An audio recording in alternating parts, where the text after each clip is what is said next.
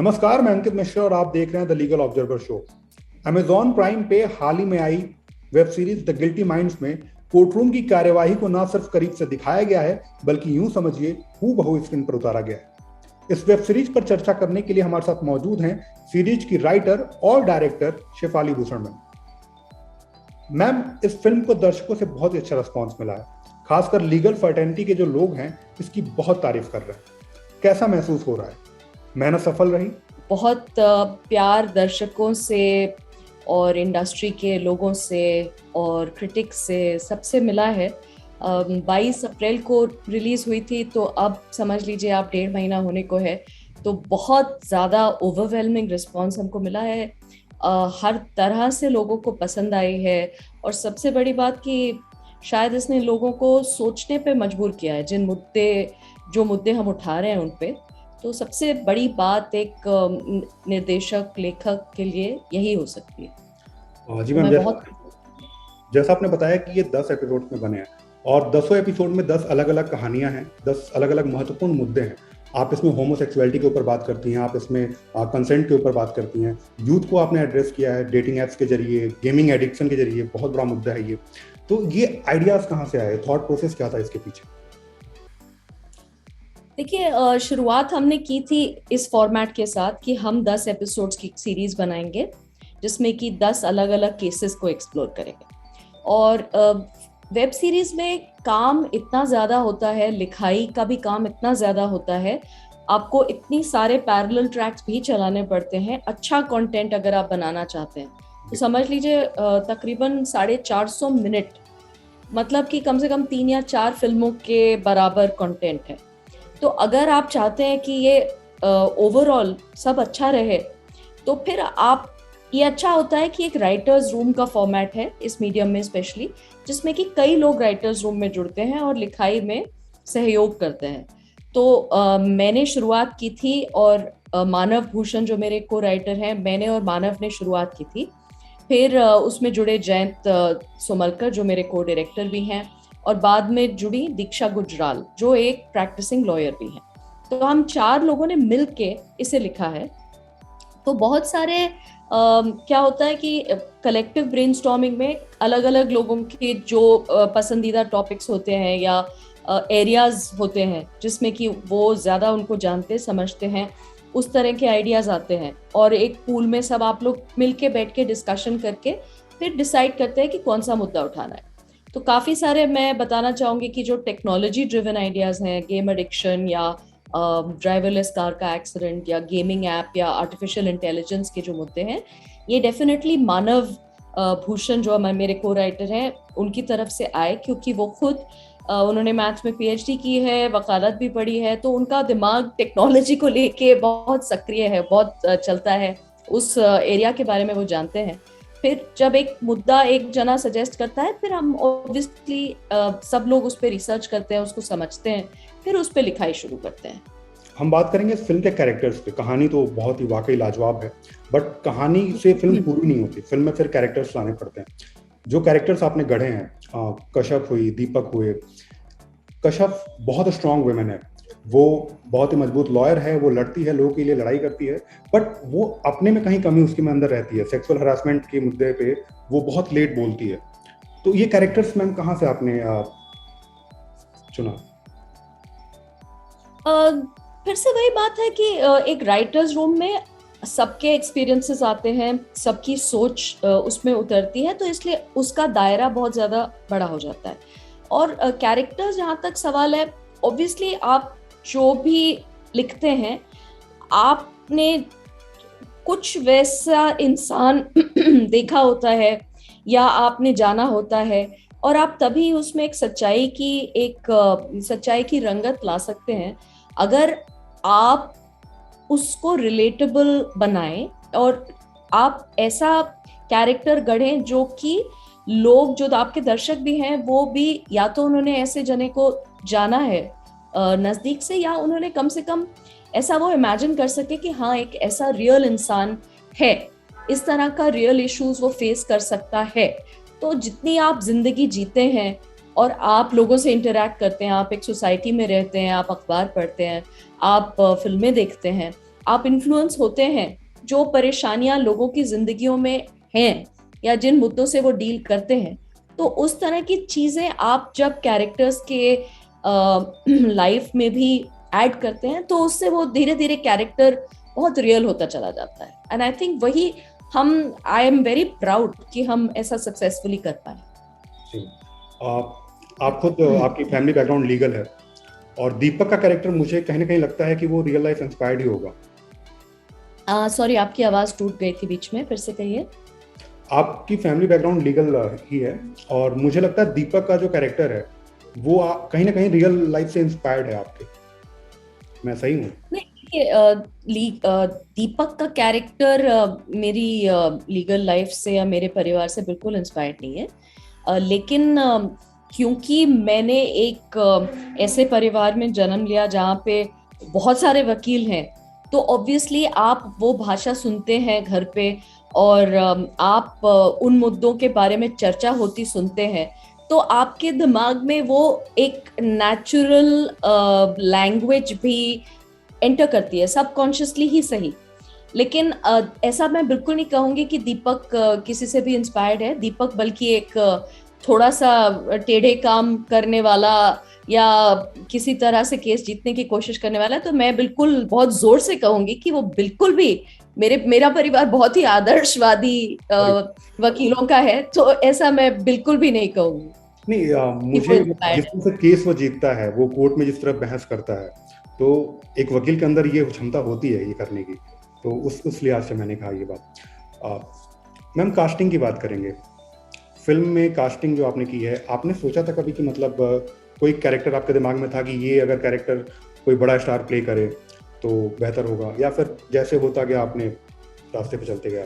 देखिए, जैसे होता गया हम बिल्कुल रास्ते पे चले। सारे कैरेक्टर्स कोई एक्सेप्ट कुलभूषण खरबंदा सर या सतीश कौशिक सर, इन लोगों ने इतना काम किया है, आपको पता है कि ये उस कैरेक्टर में फिट होंगे और आपको दिखाई देता है कि वो इसको कैसे निभाएंगे इस किरदार को।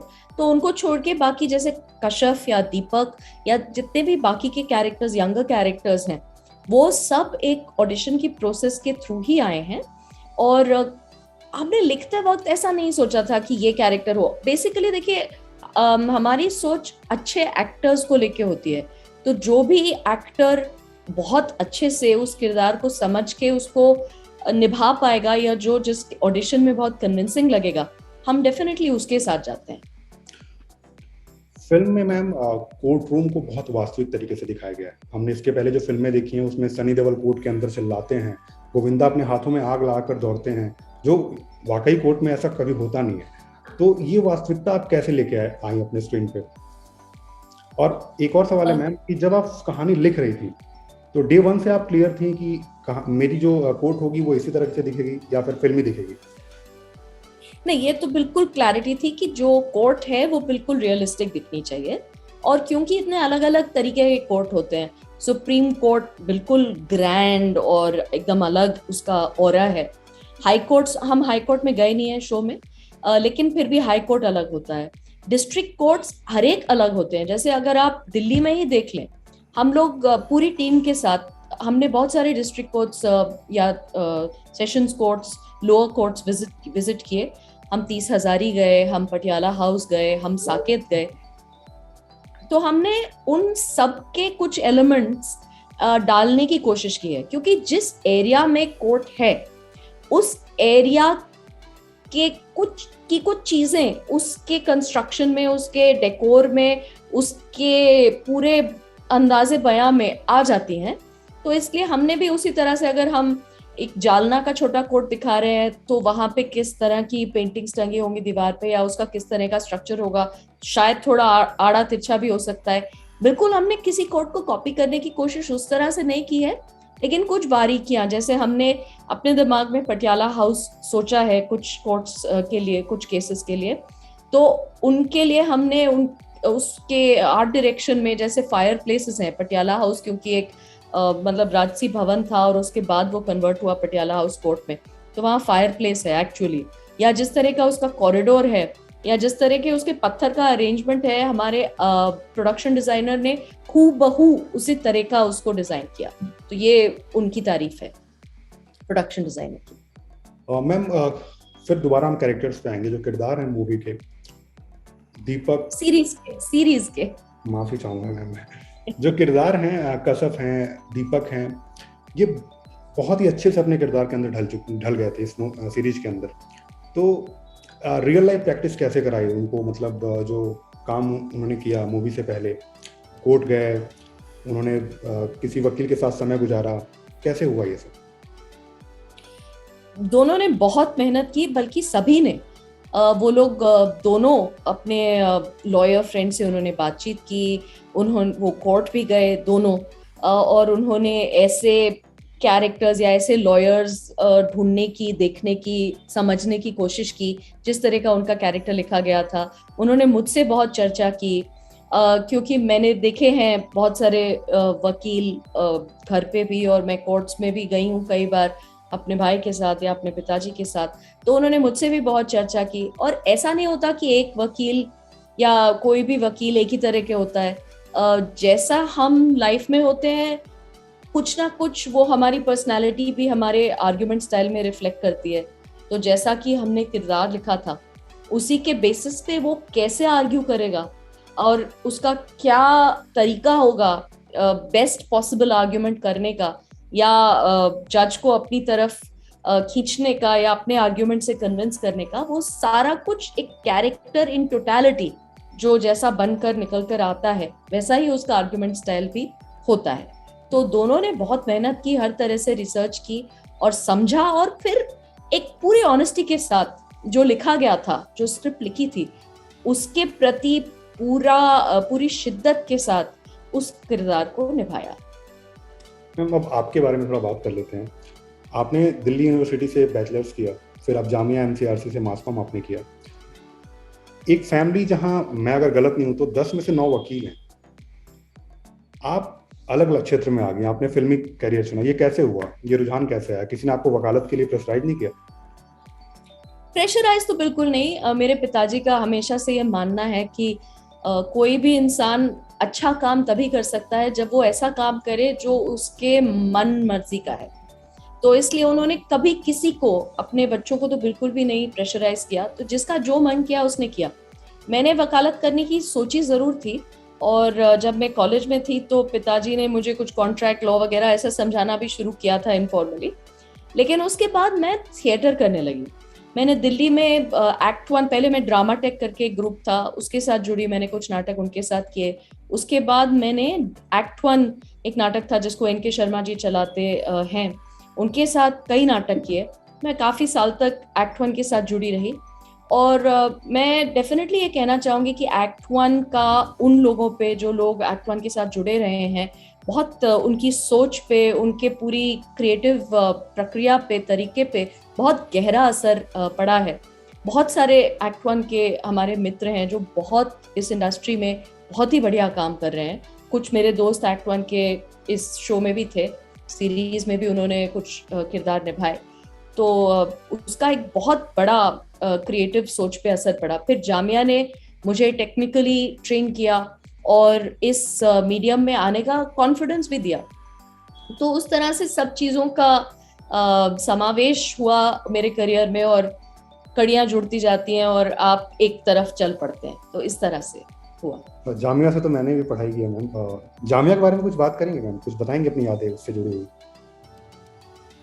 देखिए, एमसीआरसी का जो कोर्स था वो एक तरह से बहुत अच्छा था, क्योंकि उसमें कई डिसिप्लिन्स की पढ़ाई है। तो आप रेडियो का कोर्स भी है, तो आप रेडियो के बारे में भी थोड़ा समझते हैं, आप वीडियो के बारे में भी समझते हैं। हमने 16mm फिल्म पे भी शूट किया था, आप फिल्म के बारे में भी समझते हैं, आप राइटिंग के बारे में भी समझते हैं, आप थ्योरी भी समझते हैं। तो आपका काफ़ी एक वेरिड एक्सपीरियंस होता है।